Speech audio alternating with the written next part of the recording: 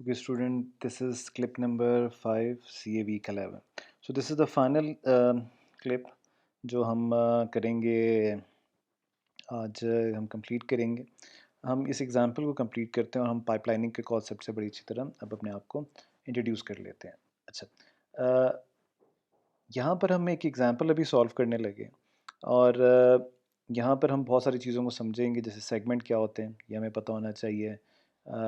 फिर हमारे पास flow of execution क्या आ रहा है, टाइम स्पेस डायग्राम क्या होता है। तो ये थोड़ा सा इंपॉर्टेंट क्लिप है जिस पे आपने फोकस करना है, बिकॉज जो हमारा नेक्स्ट वीक का लेक्चर होगा वीक नंबर 12 का, वो उस पर टोटली बेस करेगा और ये हमें समझ आ जाएगा। तो फिर ये chapter number 9 comparatively it's a smaller chapter, तो हमें बड़ी आसानी से इन चीज़ों की समझ आएगी।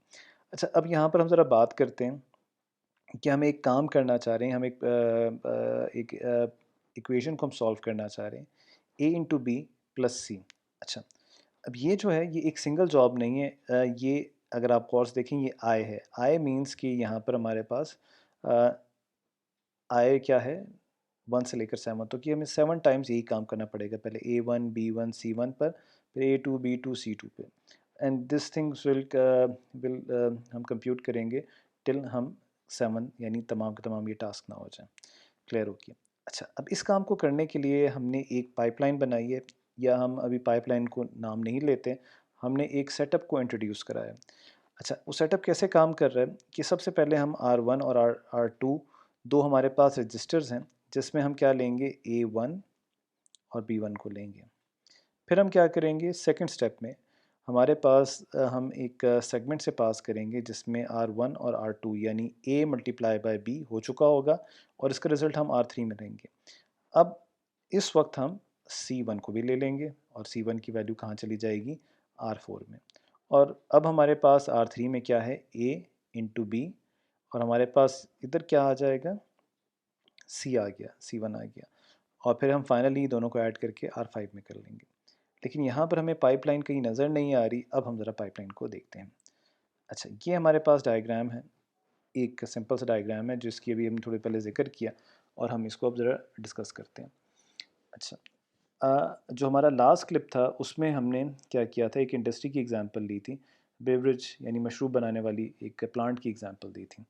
अच्छा, तो अब उसी एग्जांपल को अपने अपने माइंड में रखना है और फिर यहाँ पर हमने इसको देखना है। यहाँ पर अगर आप देखें हमारे पास क्या है, R1 और R2 है।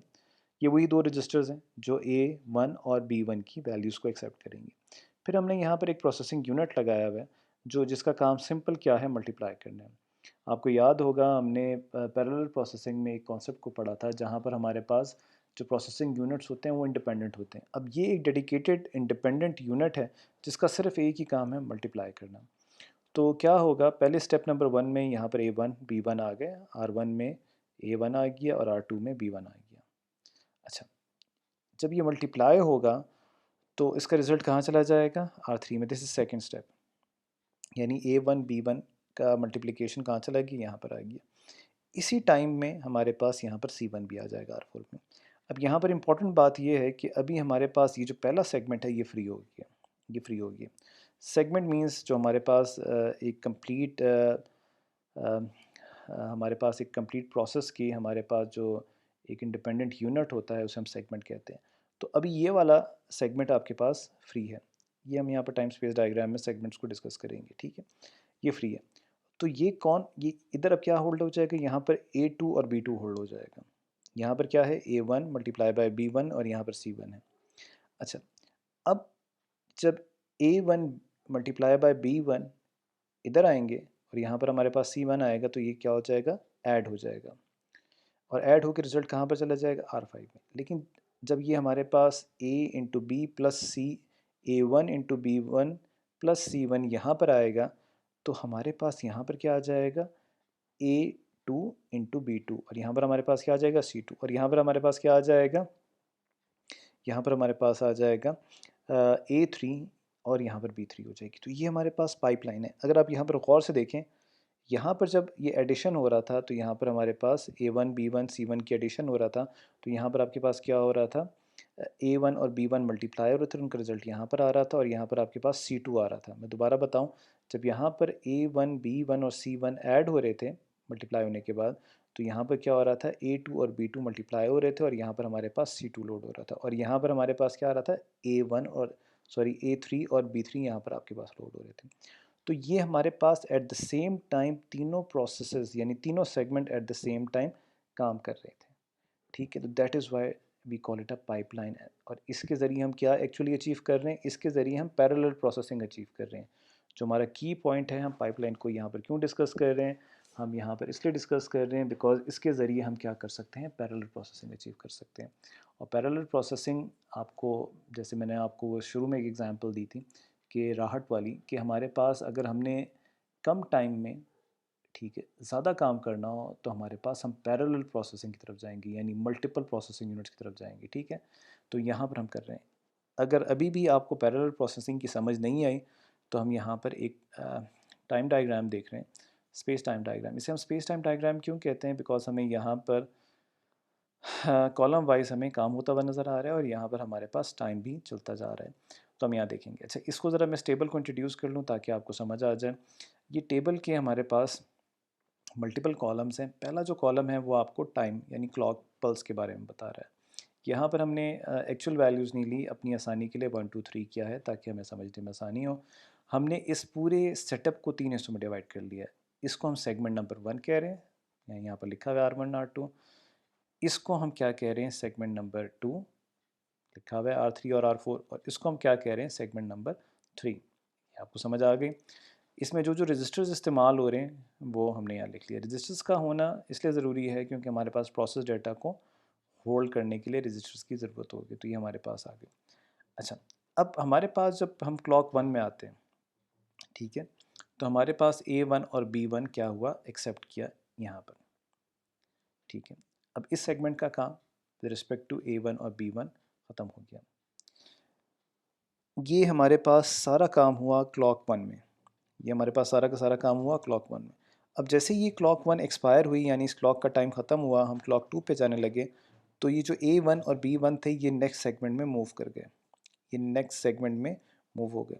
यहाँ पर A1 और B1 मल्टीप्लाई हुए और उनका रिजल्ट किसने होल्ड किया, R3 ने होल्ड किया। अच्छा, और एट द सेम टाइम यहाँ पर हमारे पास R4 में C1 आ गया। अब जैसे ये सारी चीज़ें आगे मूव हुई, पाइपलाइन है, आगे मूव हुई, पाइपलाइन में आपको पता है क्यू है, तो हमारे पास आगे मूव हुई, तो हमारे पास सेगमेंट नंबर 1 फ्री हो गया, वैकेंट हो गया। इधर हमारे पास क्या आ गया, हमारे पास at the same time clock number 2 पे A2 और B2 आ गया। यहाँ से हमारी पास पैरेलल प्रोसेसिंग स्टार्ट हो गई है। पैरेलल प्रोसेसिंग क्यों स्टार्ट हुई है, क्योंकि एट द सेम टाइम ये वाला भी सेगमेंट काम कर रहा है और एट द सेम टाइम यानी क्लॉक नंबर 2 पर ये वाला भी सेगमेंट काम कर रहा है। तो हम बेसिकली क्या कर रहे हैं, हम with the help of pipeline we are achieving parallel processing, ठीक है। लेकिन अभी तक हमने अपनी maximum capability of parallel processing नहीं अचीव की क्योंकि अभी हमारे पास सेगमेंट नंबर 3 काम नहीं कर रहा, ठीक है। अच्छा, अब जैसे ये वाला सेगमेंट ने अपना काम ख़त्म कर लिया, ये इसने क्लॉक 2 में करना था, जैसे क्लॉक 2 एक्सपायर हुआ, ख़त्म हुआ, तो ये नेक्स्ट सेगमेंट की तरफ मूव कर दिया, यानी A1 इंटू B1 का जो रिज़ल्ट था वो अब C1 के साथ ऐड हो गया। लेकिन जब ये आगे मूव करेगा, क्योंकि पाइपलाइन है, तो हमारे पास सेगमेंट नंबर 2 वैकेंट हो जाएगा, तो A2 और B2 यहाँ पर आ जाएगा ताकि मल्टीप्लाई हो और C2 हम गेट कर लेंगे। लेकिन जब ये आगे मूव करेगा A2 और B2, तो हमारे पास सेगमेंट नंबर 1 क्या हो जाएगा, अगेन क्या हो जाएगा, वैकेंट हो जाएगा। तो ये क्या कर लेगा, A3 और B3 क्या कर लेगा, हमारे पास क्या हो जाएगा, वो रिसीव कर लेगा।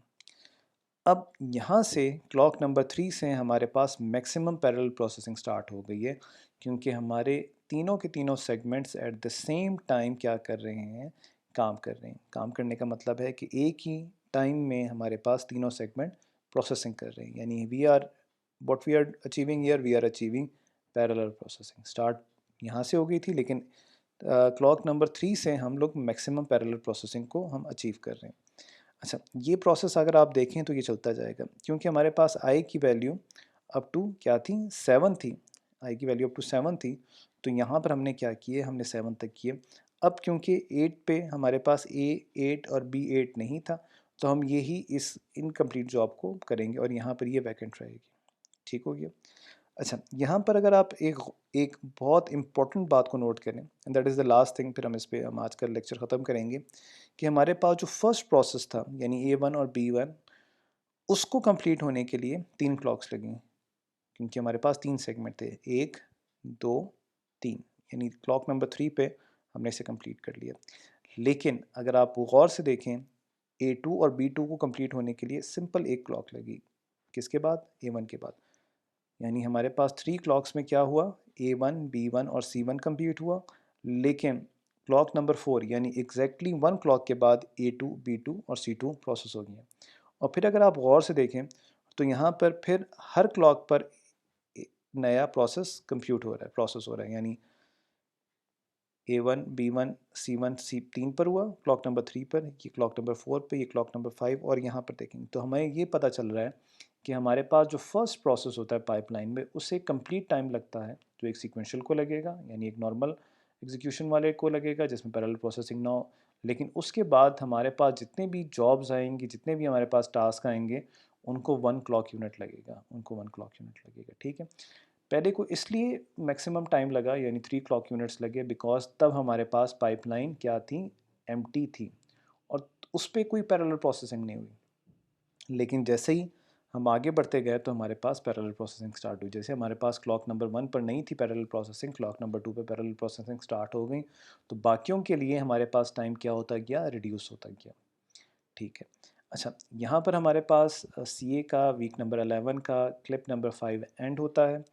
आप लोगों के कोई भी क्वेश्चंस हो ज़रूर पूछें, ये बहुत इंटरेस्टिंग टॉपिक है, कोई भी क्वेश्चन हो तो ज़रूर पूछें। ठीक है, यहाँ थोड़ा सा मैं आपके लिए यहाँ पर असाइनमेंट को थोड़ा सा एक्सप्लेन कर देता हूँ। यहाँ पर असाइनमेंट जो हमारा लास्ट टॉपिक है उससे मिलता जुलता है कि आपने इसके लिए, ये जो आपके पास एक प्रॉब्लम है AI, इसके लिए आपने एक पाइपलाइन बनानी है, कुछ ऐसी ही पाइपलाइन बनानी है, और फिर उसके लिए आपके जो आई की वैल्यू है 1 से लेकर 6 तक है, तो वहाँ पर हमने 7 तक की थी, यहाँ पर 6 है, थोड़ी सी प्रॉब्लम में डिफरेंस है। ठीक है, अच्छा, क्वेश्चन नंबर 2 में आपने क्या करना है? क्वेश्चन नंबर 2 में आपने अज्यूम करना है 6 सेगमेंट्स को। आप अज्यूम करने का मतलब है आपको पता नहीं है कि प्रॉब्लम क्या है, आपके segment number 1 segment number 2 up to segment number 3 करते हैं, और उसमें जैसे यहाँ पर हमारे पास थे ना कॉलम्स मल्टीपल, तो आपके पास ये एक ही कॉलम आएगा सेगमेंट नंबर 1, सेगमेंट नंबर 2 का भी एक कॉलम आएगा, सेगमेंट नंबर 3 का भी एक column, up to segment number 6 एक एक कॉलम आएगा। आपने क्या करना है? उसमें 8 टास्क्स करने हैं, यानी पहले क्या आएगा? 1 2 1 2 समथिंग लाइक दिस, तो आपने उसका स्पेस टाइम डायग्राम बना के शो करना है। ठीक हो गया? तो बड़ी सिंपल चीज़ें, ये दोनों जब आप असाइनमेंट के क्वेश्चंस कर लेंगे तो आपकी काफ़ी अंडरस्टैंडिंग पाइपलाइनिंग के बारे में क्लियर हो जाएगी। चलें, थैंक यू, अल्लाह हाफ़िज़। क्लिप नंबर 5 यहाँ पर हम एंड करते हैं।